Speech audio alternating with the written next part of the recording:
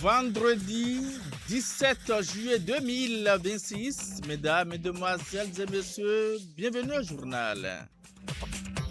Une délégation des ministres conseillers de la République du Bénin était à Alada hier jeudi 16 juillet 2026. Cette délégation était venue échanger avec la communauté d'Alada sur les mesures sociales prises par le président Romuald Wadagne. Le ministre en charge de l'agriculture, de l'élevage et de la pêche, Adin Bloukoun Goubala, est en tournée dans les communes de Porto Novo, Dangbo, Wenki, Kové, Dassazoumé, Gladoué, Ina, Ilafianou. Cette tournée a démarré le mardi 14 juillet 2026 dernier et prend fin le 18 juillet 2026. Des précisions à suivre. L'Assemblée nationale a adopté le lundi 13 juillet 2026 la loi numéro 2026-15 portant sur l'environnement. Le texte voté à l'unanimité des députés présents et représentés modernise le cadre juridique béninois en matière de la protection environnementale au Bénin. En sport, sachez que l'Argentine et l'Espagne sont les deux équipes finalistes de la Coupe du Monde 2026. Cette finale qui va se jouer le dimanche 19 juillet prochain. Que pensent les citoyens d'Alada de ces deux équipes qui s'affronteront en finale le dimanche prochain? Élément de réponse à suivre au micro donc de Bernice Koukoudouy et de Irénée Bokodakou en page sport. Merci de garder vos positions d'écoute. Partie technique, il annonce Cyril Kodji.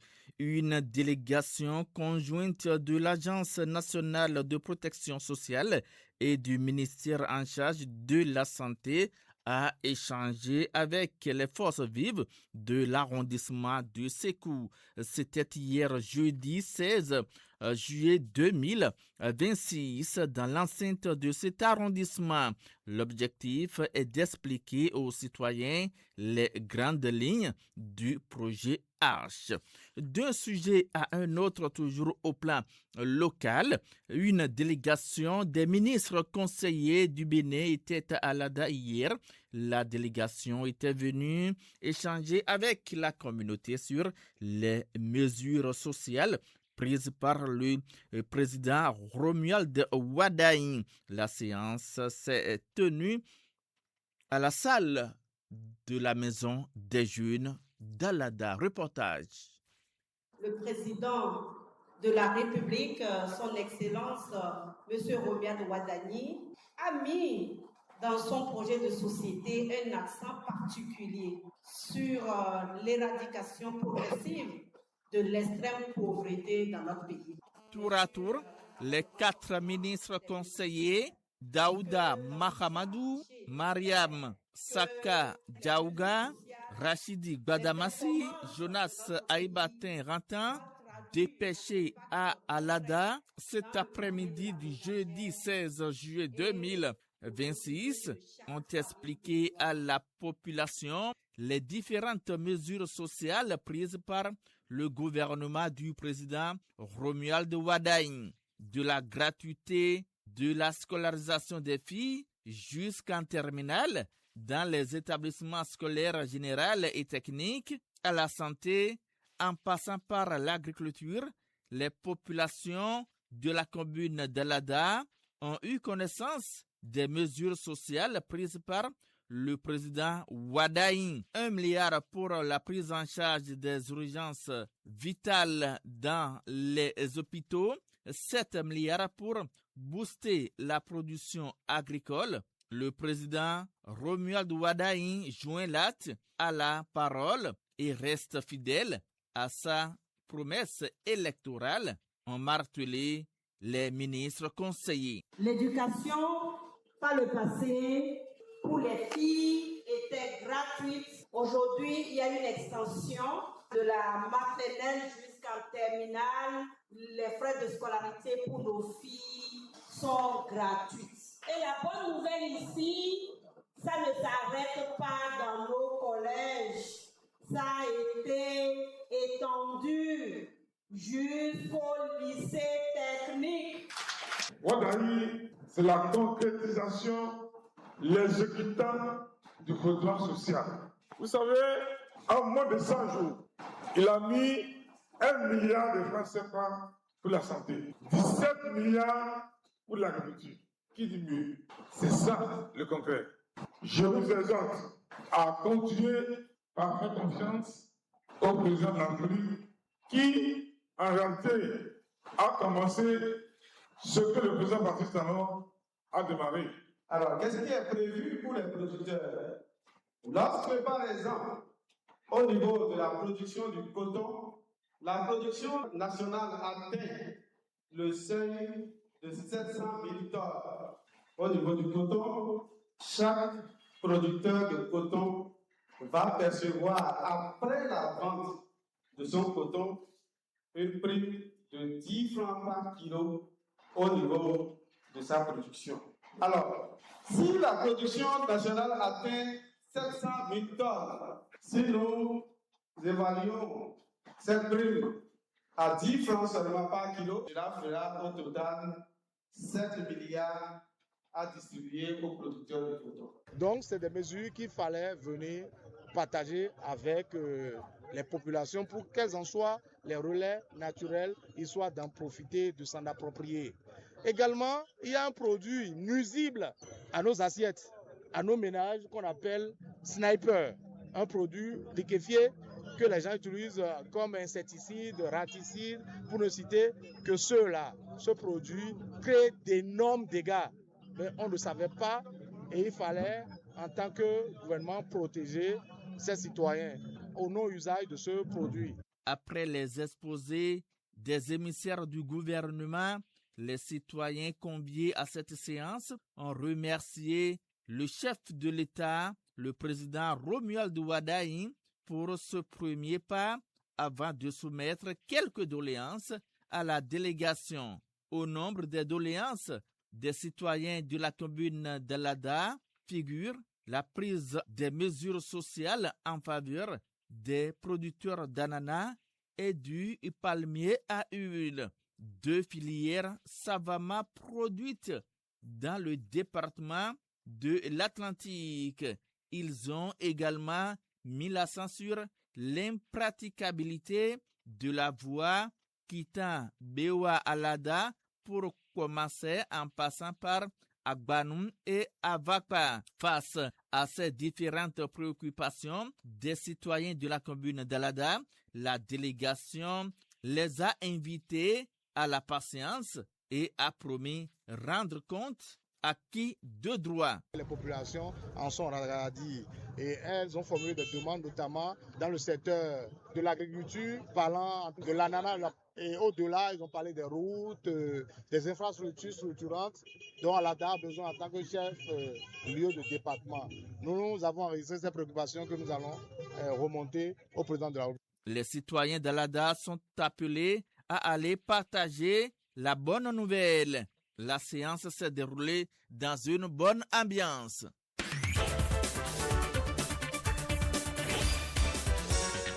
Le ministre en charge de l'agriculture, de l'élevage et de la pêche, Adin Blokuno Goubala, est en tournée dans les communes de Porto Novo, Dangbo, Wenhi, Kové, Dassazoumé, Glazoué, Ina, Ila, Fianou. Cette tournée a démarré le mardi 14 juillet 2026.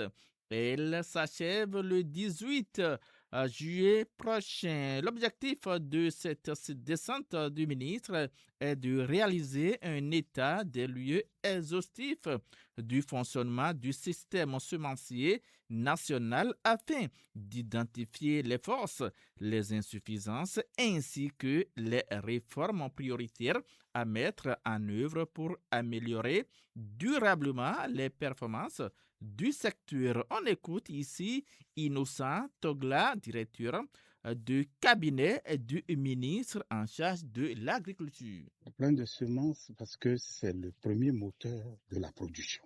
Et le ministre a demandé s'il faut régler le problème lié aux semences si on veut aller vers une bonne production à l'échelle.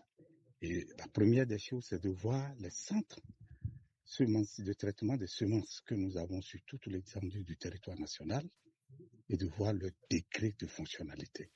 Nous avons ainsi successivement parcouru Tambo, Convert, Dassa, Glazoué, Linan, Alafiarou, pour voir un peu au niveau de ces différents centres semenciers que nous avons, que l'état de fonctionnalité de ces centres. Donc depuis mardi, nous avons donc commencé à visiter et on a constaté au niveau de ces centres des dysfonctionnements. Voilà. On a vu des centres qui, une fois l'essai réalisé, n'ont plus continué à produire. On a vu des centres vaille que vaille qui essayent, mais on n'a pas eu exactement ce qu'on aurait souhaité. Il faut redynamiser ces centres pour leur permettre réellement de jouer le rôle de moteur du développement de l'agriculture que nous sommes en train de prôner. Avec tout ce qu'on a vu maintenant, il faut des actions à court, à moyen et long terme. Et déjà, à court terme, il faut trouver des mécanismes d'abord pour rendre opérationnelles les unités qui sont là. Il faut faire venir des privés, des sachants, qui savent comment il faut vraiment traiter les semences et leur donner toute leur vigueur et leur permettre d'en assurer aussi bien en quantité et en qualité ces semences aux différents producteurs pour leur permettre d'aller à l'agriculture sans grande crainte. À long terme, il faut que nous puissions aller vers des grandes unités, la construction des grandes unités de traitement de semences pour que le Bénin soit le hub semencier au niveau de la sous-région, pourquoi pas pour toute l'Afrique. Autre sujet de cette édition du journal Parler, l'Assemblée nationale a adopté le lundi 13 juillet 2026 la loi numéro 2026-15 portant cadre juridique de l'environnement. Le texte voté à l'Assemblée nationale à l'unanimité des députés présents et représentés modernise le cadre juridique béninois en matière de protection environnementale et durcit fortement les sanctions contre les auteurs d'infractions.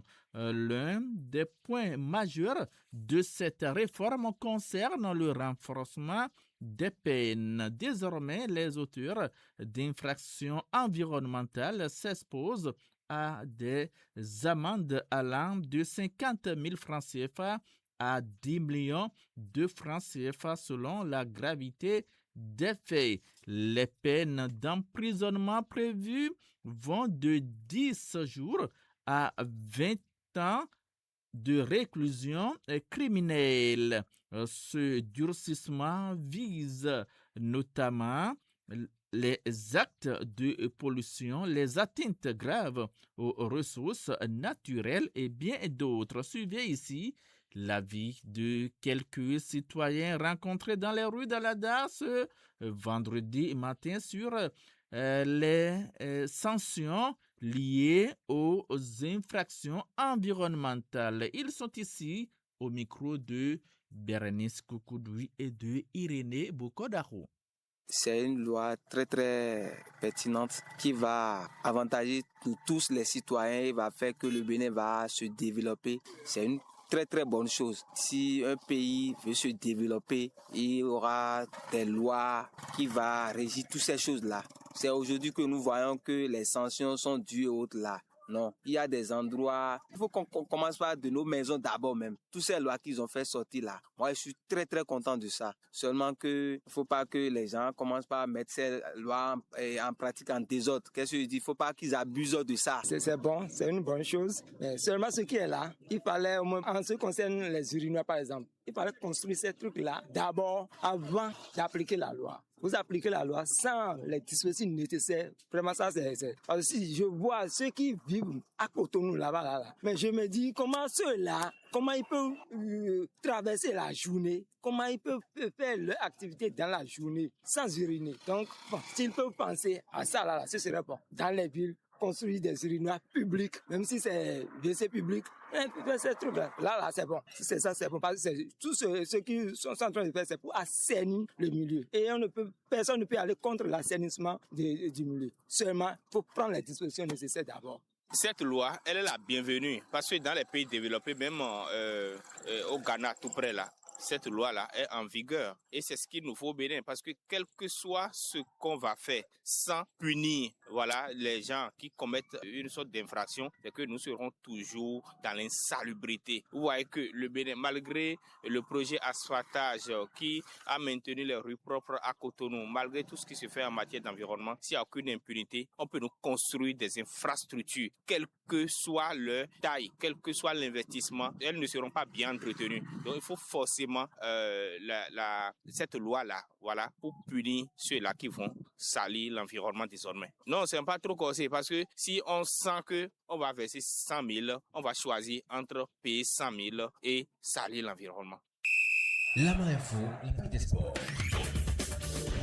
La page des sports, je l'annonçais à l'entame de cette édition. L'Argentine et l'Espagne sont les deux équipes finalistes de la Coupe du Monde 2026. Cette grande finale va se jouer le dimanche 19 juillet prochain. Que pensent les passionnés du football des deux équipes finalistes et qui pourra, selon eux, va remporter la Coupe du Monde 2026? Suivez l'avis de quelques amateurs rencontrés ce vendredi matin dans les rues d'Alada. Ils sont ici au micro de Bernice Kokoudoui et de Irénée Bokodaro. Argentine, Espagne, c'est Argentine que moi je peux soutenir. Voilà.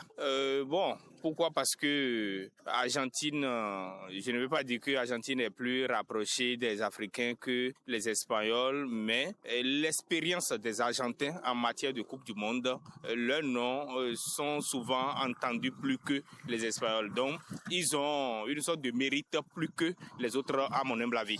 Je peux dire l'Argentine mérite d'être jouée la finale. Je souhaite que l'Argentine remporte la coupe. Ce que je pense et ce que je peux dire par rapport à ces deux équipes, ils ont parfaitement joué. Les compétitions, surtout l'Espagne et l'équipe de la France, ça s'est bien passé. Et j'apprécie beaucoup l'équipe d'Espagne pour sa qualification. Mais pour la finale, je souhaiterais que l'Argentine remporte la Coupe du Monde.